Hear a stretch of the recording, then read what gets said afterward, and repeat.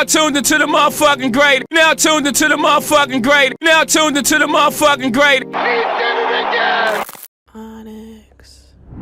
Confidence. The feeling or belief that one can rely on someone or something. Oh, by the way, excuse my manners. I forgot to introduce myself, and to you all, hi, I'm Onyx. And now you're tuned in to one of the greatest masterpieces of all time.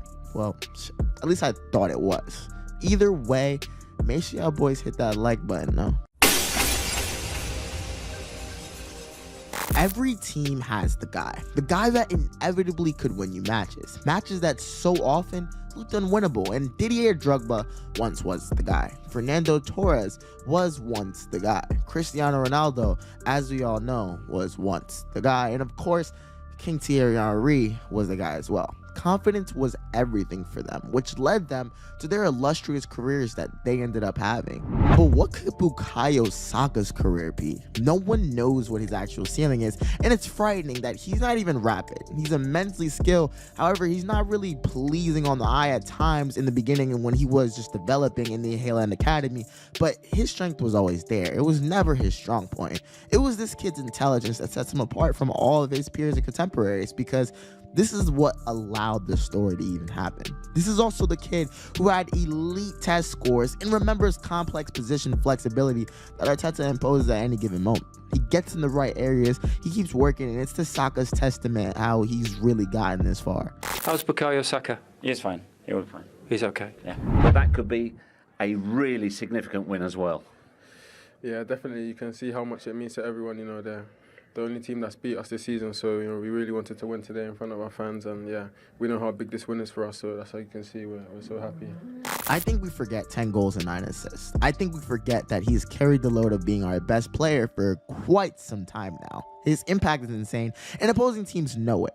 Taking this from The Athletic, a stat I thought was interesting is just how many times Saka's been fouled. Even though Saka is the 6th joint most fouled player in the entire Premier League, we don't even think about it sometimes. With Saka being Arsenal's most fouled player as well, the protection from the referees at times is basically invisible. 19-year-old has to score this. Oh, he saved it! But I sense something missing from his resume before he gets the respect he truly deserves. I can't tell you his individual awards, but trophies always helps the argument. And with Saka, it always feels like he's labeled just a step below his peers. Just comparing him to probably the most informed star in the Premier League right now, Marcus Rashford, Saka competes. In challenges won, Saka completed 45 to Rashford's 35.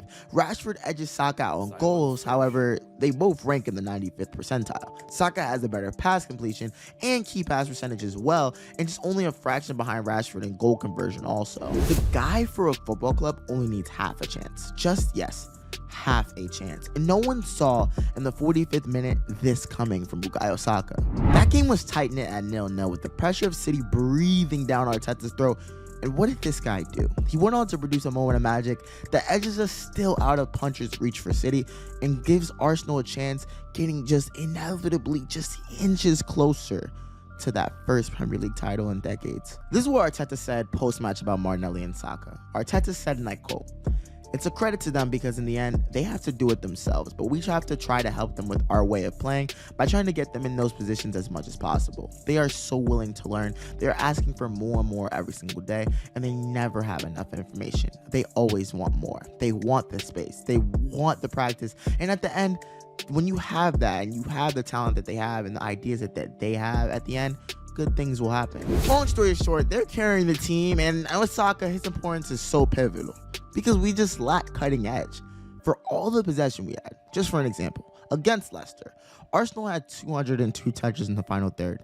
My nigga, 202 touches. Yet, we couldn't penetrate teams that sit back against us. It's almost like we do everything until we need to get to the box and we run into problems. Yet, Saka fixes this. His positional awareness and IQ to be able to roam into different spaces, just like Zinchenko when teams sit back, breaks the formation and then allows teams to suffer in their shape. More videos will come out on this, but Bukayo Saka is set to sign a new contract at Arsenal Football Club any day now. He's going to be a part of our setup for years, but it's crazy to think Arsenal did it. They tied down their best player at the peak of his powers while we're doing good. He wanted Arsenal, and with his deal almost set to expire in 2024, we can finally just get to worry about Saliba for once. But how? Just how did Bukayo Saka become this good? And I think we all forgot who that person, right? That allowed Bukayo Saka to become what he was. Just in the summer of 2019, Arsenal signed a fast-pacing, direct, exciting winger in Nicolas Pepe. He was a dynamic winger from Lille for a record-breaking £72 million. Was he worth it? No. Bought in to deliver pace and creativity, he kind of left us wanting because we only saw a glimpse of his true potential. It was even spoke about how Pepe chose Arsenal due to not even wanting to be a backup for Liverpool at the time, when they had their trio of Salah, Mane, and Firmino as well. It looks crazy in the end because Liverpool was flirting at the top of the table with City while Arsenal were in 8th, but Bukayo Saka gets his chance also because this guy didn't make it. Just 3 seasons. Only 3 seasons after being brought in for that record fee in his peak years, Pepe sees himself back on loan in France, playing at the lower level than he was before, and only worth just a fraction of the price Arsenal paid in the first place. Pepe's failure isn't talked about enough because we don't look at the bigger picture. Yes, Bukayo Saka is one of the best players in the world, but does he ever play for Arsenal if Pepe just wasn't so depressing? Would Saka have been granted the opportunity? And precisely, that mistake is exactly why we also have the Saka we have now. Nicolas Pepe flopped, and with him flopping, Arsenal being strapped for money, and Saka already improving rapidly in the ascendancy, in the academy and playing well, for example, at left back under Freddie Ljungberg, you saw positives that showed undeniable quality as well on Bukayo Saka. Bukayo Saka signs on the dotted line, and when that time comes, I won't be posting another video.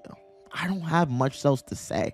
Bukayo Saka is talented, he's Arsenal's best player, and quite frankly, he's having one of the most impressive seasons for an Arsenal player in quite some time now. Magic kid or not, Bukayo Saka continues to defy the odds when everyone but this kid thought it was impossible. Guys, if you enjoyed the video, make sure y'all boys hit that like button, make sure y'all boys hit that subscribe button, and last but not least, hit that notification bell, my guy.